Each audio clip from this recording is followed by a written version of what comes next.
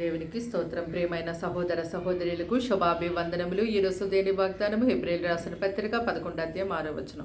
విశ్వాసము లేకుండా దేవునికి ఇష్టలైండుట అసాధ్యము. దేవుని యొద్దకు వచ్చేవాడు ఆయన ఉన్నాడనియు తన్ను వెదుకు వారికి ఫలము దాయిచేవాడనియు నమ్మవలెను కదా. చూడండి, దేవుని పరిశుద్ధ గ్రంథంలో మనం చూసినప్పుడు భక్తుడైనటువంటి దావీదు గారు, అతడు దేవుని యందు ఉంచినటువంటి విశ్వాసాన్ని బట్టి బలవంతుడైనటువంటి యుద్ధశూరుడైనటువంటి గొలియాతును దేవుడు దావీదు చేతికి అప్పగించాడు. అయితే దావీదు గారు గొలియాతును హతము చేయగలిగాడు.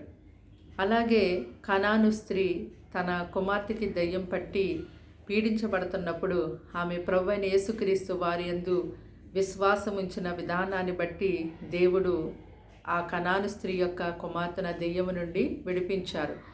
అలాగే 12 సంవత్సరాల నుండి రక్తస్రావంతో బాధపడుతున్నటువంటి ఆ ఒక స్త్రీ యేసుప్రభు వారి యొక్క వస్త్రపు చెంగు ముట్టుకుంటే నాకు స్వస్థత కలుగుతుందని ప్రభువైన యేసుక్రీస్తు వారి యందు విశ్వాసం ఉంచింది. దాన్ని బట్టి ఆమె ప్రభు వస్త్రాన్ని ముట్టగా ఎంతో స్వస్థతను పొందుకుంది.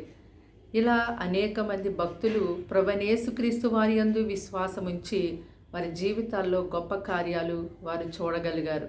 అలాగే ఈ మాటలు వింటున్నటువంటి మీరు కూడా ప్రభువైన యేసుక్రీస్తు వారి యందు విశ్వాసం ఉంచి జీవించండి. మీ జీవితంలో కూడా దేవుడు గొప్ప కార్యములను జరిగిస్తారు. ప్రార్థన.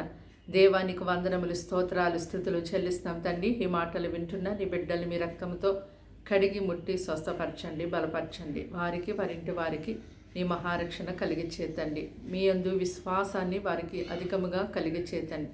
విశ్వాసముంచి అయ్యా భక్తులైనటువంటి వారు తమ జీవితాల్లో ఎలాంటి కార్యాలను పొందుకున్నారో ఈ సమయంలో మీరు మాట్లాడారు.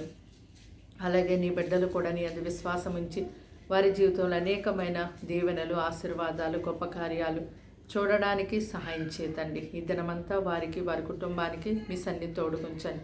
వారి యొక్క సమస్త విషయముల యందు మీ సహాయం ఎంతో దయచేయమని, మంచి ఆరోగ్యాన్ని, నెమ్మదిని, ఆదరణ, ధైర్యాన్ని, బలాన్ని యేసు నామములో వారికి అనుగ్రహించండి. ఇదిగో ప్రభా, వారిని తట్టు తిరిగి ఏదైతే అడుగుచున్నారో, మొరపెడుతున్నారో, ప్రార్థిస్తున్నారో అది వారికి అనుగ్రహించమని యేసు నామములో వేడుకుంటున్నాం తండ్రి. ఆమేన్.